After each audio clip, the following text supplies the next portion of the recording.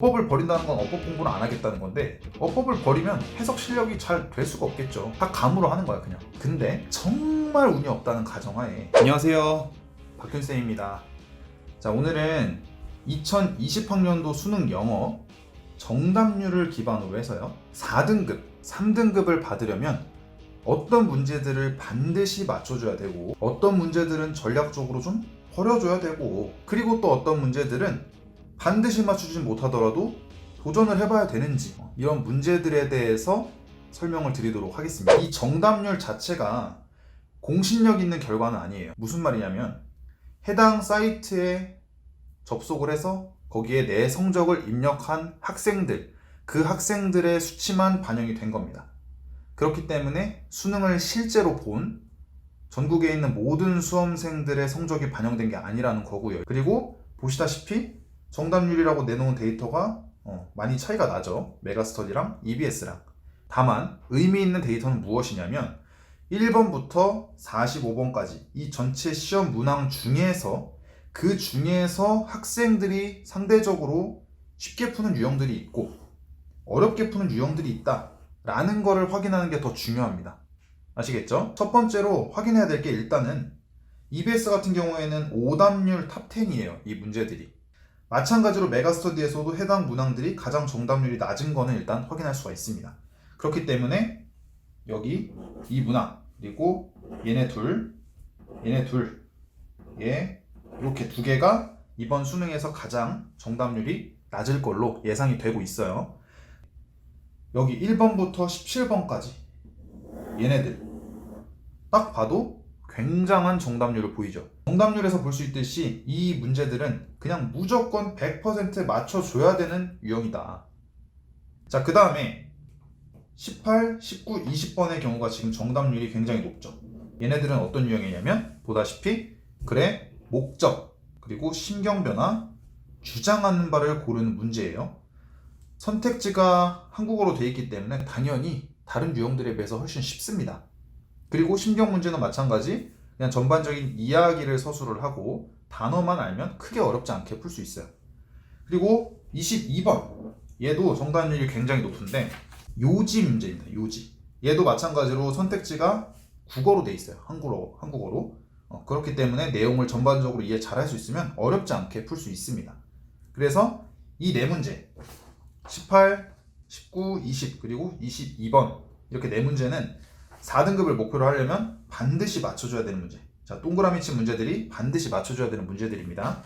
자, 그 다음에 이제 확인할 수 있는 게 25, 6, 7, 8. 얘네 지금 정답률이 그냥 어마어마하죠. 어마어마합니다. 어떤 유형이냐? 도표, 그리고 나머지 내용일치 문제들. 얘네 보다시피 선택지가 일단 한글로 돼 있어요. 그리고 내용도 어렵지가 않습니다. 그냥 위아래 비교하면서 골라주면 되고요. 그 다음에 도표 문제는 영어로 돼 있긴 하지만 얘는 뭐 사실 해석의 문제라기보다는 수치를 확인을 하고 왔다 갔다 하면서 뭐 비교급, 최상급 이런 문법 정도만 잘 이해하고 있으면 어렵지 않게 풀 수 있는 유형입니다. 그렇기 때문에 정답률이 어마어마한 거고요. 그래서 이 유형들까지는 반드시 맞춰줘야 되는 동그라미 쳐져 있는 유형들이다 라는 거. 자, 그 다음에 맨 마지막에 세 문제, 어떤 유형들이냐면요,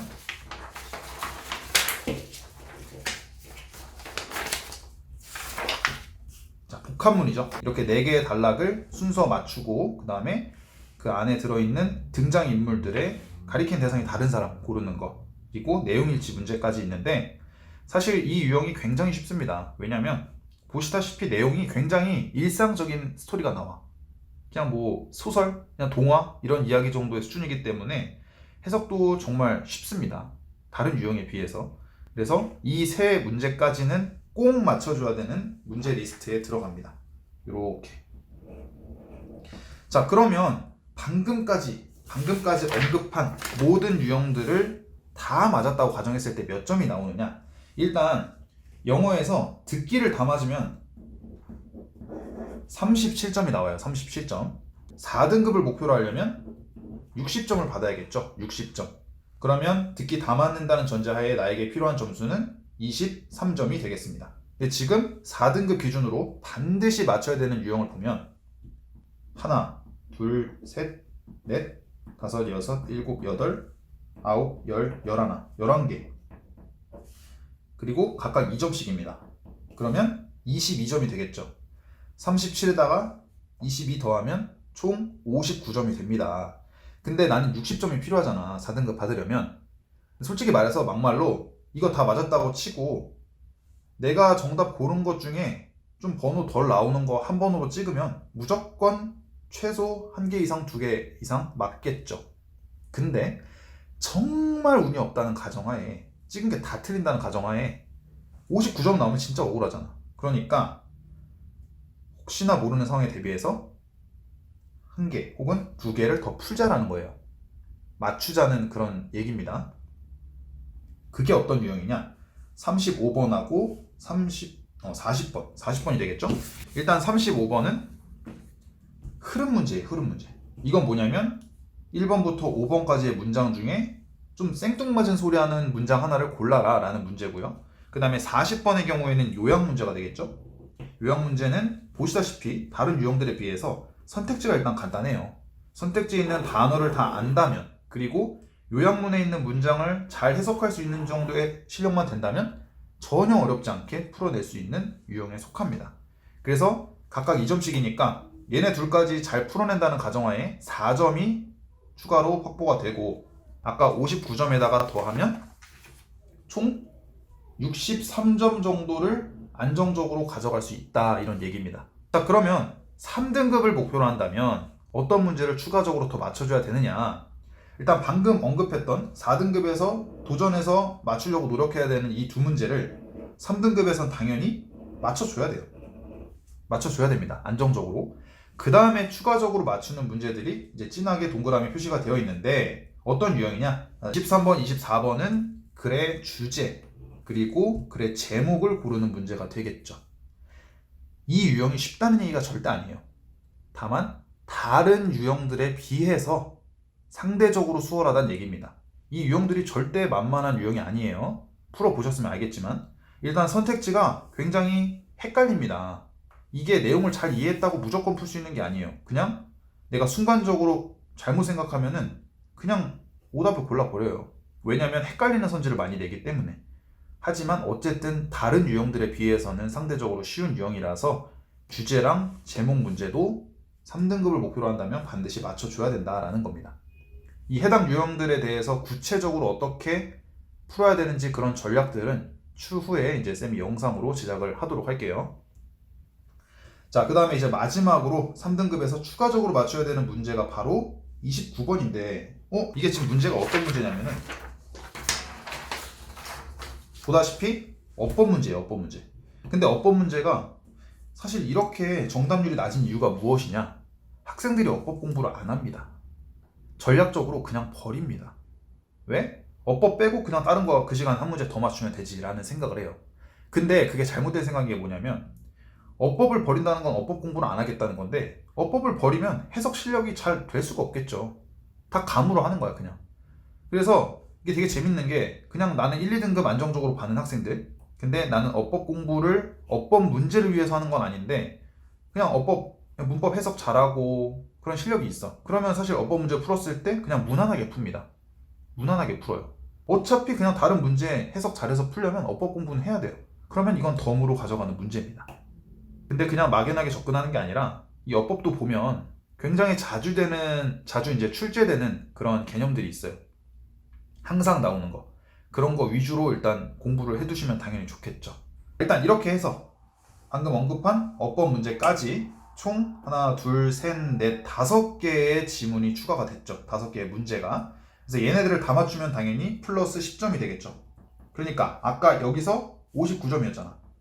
그러면 이것까지 하면은 69점이 확보가 되는 거고, 역시 마찬가지로 나머지 이제 찍었을 때 다 틀렸다는 가정하에 1점 혹은 2점이 더 필요하니까 한 문제 혹은 두 문제를 안정적으로 맞출 수 있게 연습을 하자. 그게 뭐냐면 여기 보이는 세모 표시 36번하고 38번이 됩니다.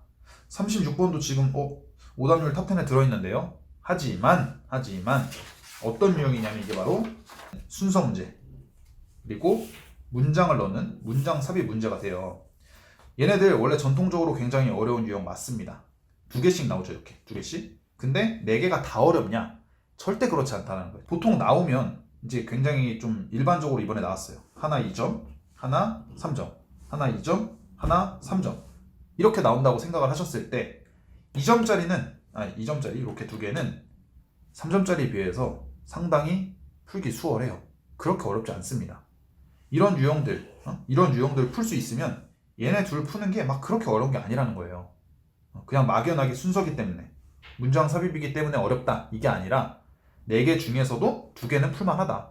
사실 이게 이 빈칸 유형에서도 4개가 다 어려운 게 아니고 보통 얘네 2개는 풀만해요. 뒤에 게 좀 어렵지. 순서 그리고 문장 삽입에서 이렇게 2개는 전략적으로 도전을 하자. 이렇게 해가지고 3등급도 73점을 목표로 공부를 해두는 게 좋다. 70점 딱 맞추면 안 되겠죠. 위험합니다.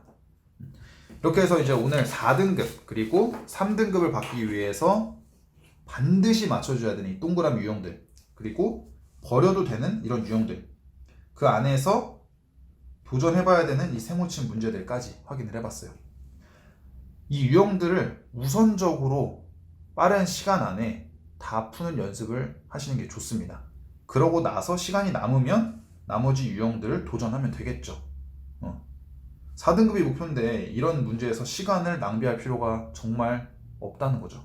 그럴 필요가 정말 없으니까 동그라미 친 문제들 위주로 열심히 공부하시고 세모친 문제들까지는 내가 맞춰야겠다라는 마음가짐으로 공부에 임하시면 될 것 같습니다. 자, 이 해당 유형들에 대해서 구체적인 공부법은 이제 듣기 포함해서 추후에 영상으로 계속 제작해서 올릴 예정이니까 관심 있는 학생들은 구독 그리고 좋아요 누르고 꾸준하게 같이 공부하면서 달렸으면 좋겠어요. 그러면 다음 영상에서 만나도록 할게요. 안녕. 그래서 EBS 공부는 어떻게 해야 하는 건 많이 궁금하잖아요. 제가 딱